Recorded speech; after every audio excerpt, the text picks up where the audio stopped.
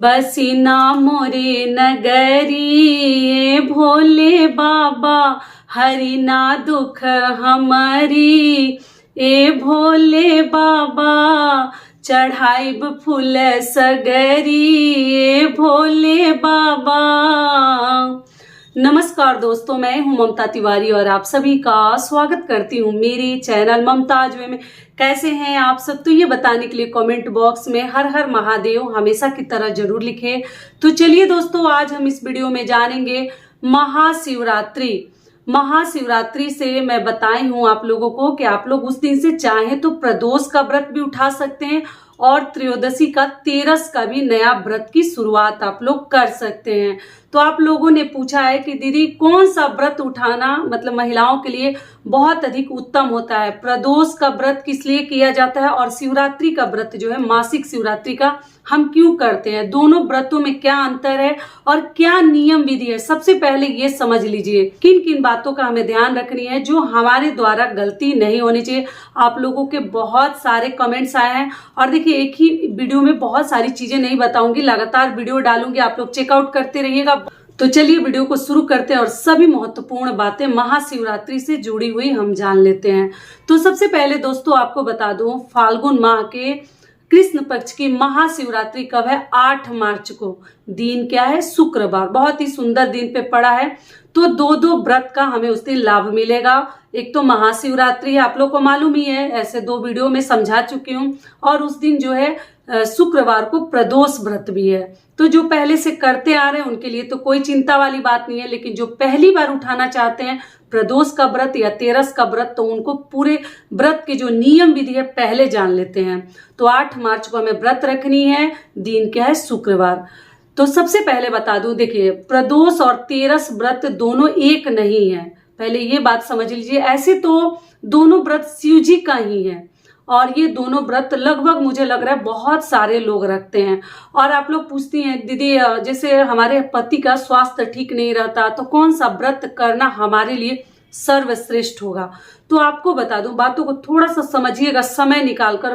देखिए वीडियो तो बहुत मेहनत से बनाती हूँ, लेकिन जैसे डालती हूँ ना आप लोग सेम कमेंट्स करते हैं, मतलब लगता है कि देखती ही नहीं है, बस दीदी से पूछ लो, काम बन गया, निकल जाओ।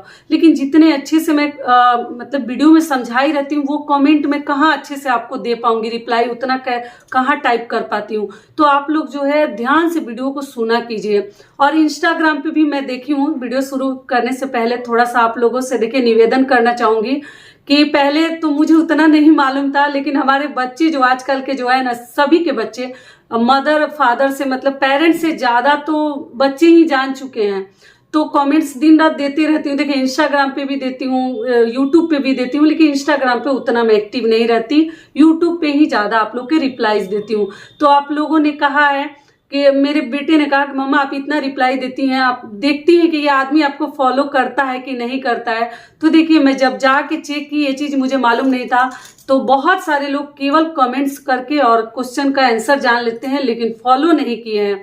और ठीक वही चीज है यूट्यूब पे भी मैं देखती हूँ कि बहुत सारे लोग सब्सक्राइब भी नहीं किए हैं लेकिन फिर भी कमेंट्स करके पूछ लेते हैं। तो ऐसा मेरे साथ मत कीजिए, सबकी मेहनत का हमें इज्जत करनी चाहिए, ठीक है। तो सब्सक्राइब करने में और फॉलो करने में क्या आ जाता है, एक बार कर लेंगे तो चलिए अब आगे बात कर लेते हैं। तो देखिए सबसे पहले आप लोग समझिए, जो भी उठाना चाहते हैं, तेरस का जो व्रत है, त्रयोदशी का जो व्रत है, वो सुहाग के लिए किया जाता है। किसी भी प्रकार के आप परेशानी से जूझ रहे हैं, पति के स्वास्थ्य को लेकर, उनके उज्जवल भविष्य को लेकर, या मतलब घर के सुख समृद्धि के लिए भी शिव जी का व्रत करना बहुत अधिक उत्तम माना जाता है। तो आप लोग चाहें तो कर सकते हैं। तो ये सुहाग के लिए तेरस का व्रत किया जाता है, दोनों में अंतर समझ लीजिए। दूसरी चीज क्या है कि प्रदोष का, तो जो लोग प्रदोष का व्रत रखना चाहते हैं तो प्रदोष व्रत जो है ना वो मतलब संतान के लिए किया जाता है। अधिकतर लोग मतलब पुत्र प्राप्ति के लिए करना चाहते हैं, तो अपना अपना देख लीजिए। और कई लोग हैं केवल संतान का सोचकर शिव जी को प्रार्थना करते हैं, मन्नत करते हैं कि हम इतना प्रदोष का व्रत करेंगे, हम इतना तेरस का, त्रयोदशी का व्रत करेंगे। तो देखिए आप कोई काउंटिंग मत रखिए, तेरस प्रदोष का आप काउंट कर सकते हैं, ठीक है। बच्चा वगैरह अगर आपको जो मनोकामना है भगवान पूर्ण कर देते हैं तो आगे आपकी इच्छा है, आप लोग करें या देख लीजिए। लेकिन तेरस का व्रत ना आपको हमेशा करते रहनी चाहिए। और बीच में कुछ साल बीत जाए तो आप उद्यापन करके फिर से वो व्रत आप लोग कंटिन्यू कर सकती हैं, लेकिन हमें छोड़नी नहीं चाहिए। तेरस का व्रत, एक तो व्रत हमें जरूर अपने सुहाग की लंबी उम्र के लिए, बाकी तो जो है भगवान के हाथ में है, लेकिन हम महिलाओं को तेरस का व्रत, त्रयोदशी का, मासिक त्रयोदशी का व्रत हमें जरूर करनी चाहिए, छोड़नी नहीं चाहिए। लेकिन मान लीजिए आपको मैं समझा चुकी हूँ कि जब 2 व्रत लगातार पड़ जाए, जैसे कोई बड़ा व्रत पड़ गया और उसी के साथ जो है शिवरात्रि भी पड़ गया, तो आप बीच में जो है ना गैप देकर भी फिर दोबारा से कर सकती हैं। मान लीजिए 2 दिन रखने का क्षमता नहीं है, उतना पावर हमारे शरीर में नहीं है, हम 2 व्रत नहीं रख सकते हैं, तो आप बीच में जो है गैप देके वो व्रत को छोड़कर फिर अगला शिवरात्रि आएगा तो आप लोग कर सकते हैं। बिल्कुल बहुत ज्यादा प्रेशर और चिंता करने की कोई जरूरत नहीं है। और दोनों व्रत में प्याज लहसुन की रह गई बात, तो देखिए मैं समझा चुकी हूँ, वीडियो को चेकआउट कीजिएगा। आप एक दिन पहले प्याज लहसुन खाकर भी व्रत रख सकते हैं और पारण के दिन भी प्याज लहसुन का सेवन कर सकते हैं, क्योंकि मासिक व्रत में और साप्ताहिक में इतना देखेंगे तो घर में लोगों के झगड़ा लग जाएगा। सच्चाई बता दे रही हूँ, क्योंकि आजकल कोई प्याज लहसुन के बिना पसंद नहीं करता भोजन, बहुत कम लोग हैं जो कि मतलब करते हैं। लेकिन एकादशी व्रत में आपको ध्यान रखनी चाहिए, ना पारण में करनी है और ना एक दिन पहले करनी है। तो दोनों का अंतर आपको पता चल गया। प्रदोष है बच्चों के लिए, संतान के लिए किया जाता है, और त्रयोदशी का व्रत, तेरस का व्रत, मासिक शिवरात्रि भी जिसको कहते हैं, वो किसके लिए किया जाता है? पति के लिए, सुहाग के लिए किया जाता है। तो टोटल आपकी इच्छा है, आप जिस भी कामना के लिए व्रत करना चाहती है, दोनों का अंतर आपको समझा दी। अब चलिए, आप लोग पूछे दीदी प्रदोष व्रत के क्या नियम है, तो देखिए सबसे पहले प्रदोष के बारे में बात कर लेते हैं। इस वीडियो में पहले मैं आपको ये सभी चीजें समझाना चाहती हूँ, क्योंकि बहुत सारे कमेंट्स आप लोगों के आते हैं। तो देखिए प्रदोष के व्रत में क्या है कि बहुत सारी महिलाएं जो है भगवान को जैसे मतलब उनके सामने संकल्प लेती है कि हम निर्जला उपवास रखेंगे, हे शिव जी हमारी ये मनोकामना पूर्ण कीजिए। तो निर्जला उपवास रखकर शाम को अपना जो है प्रदोष काल में पूजा पाठ करके और फिर जो है वो जल, फल या एक समय का भोजन करती हैं।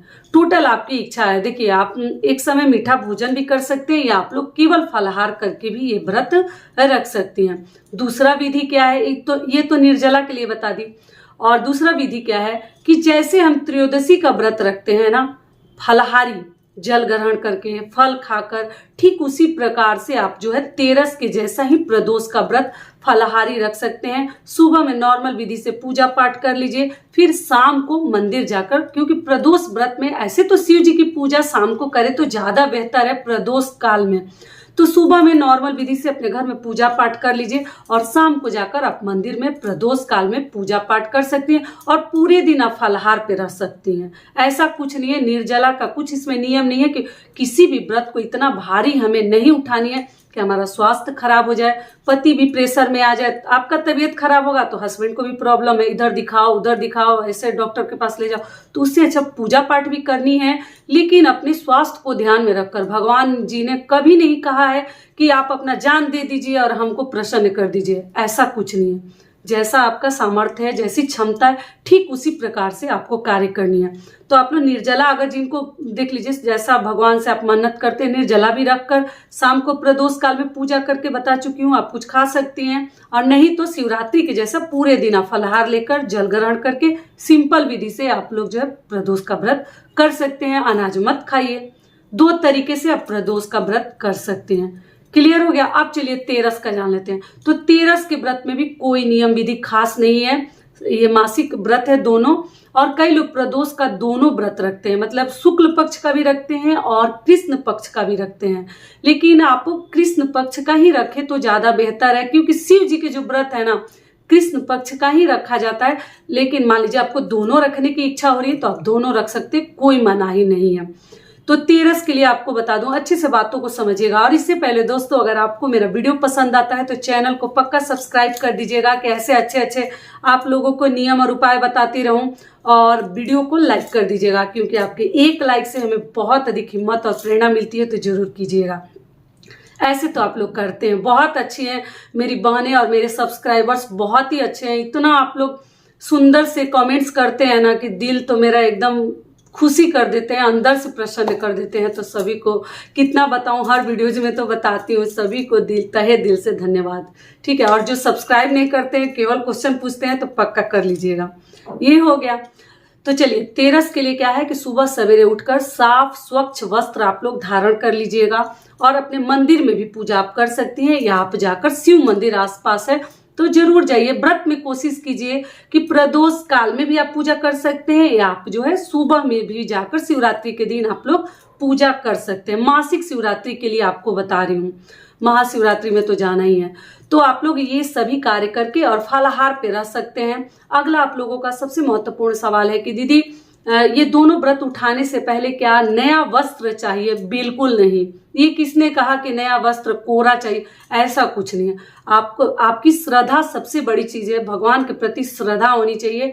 कोई भी मतलब उतना नियम इसमें भारी नहीं है। आप जो है साफ और स्वच्छ वस्त्र पहन लीजिएगा, उसी पर बैठकर आप पूजा पाठ कर सकते हैं। व्रत के दिन आप चाहे तो महामृत्युंजय मंत्र का जाप भी कर सकते हैं, भगवान को प्रसन्न करने के लिए। बहुत ही अच्छा मंत्र है, शक्तिशाली मंत्र इसको माना जाता है।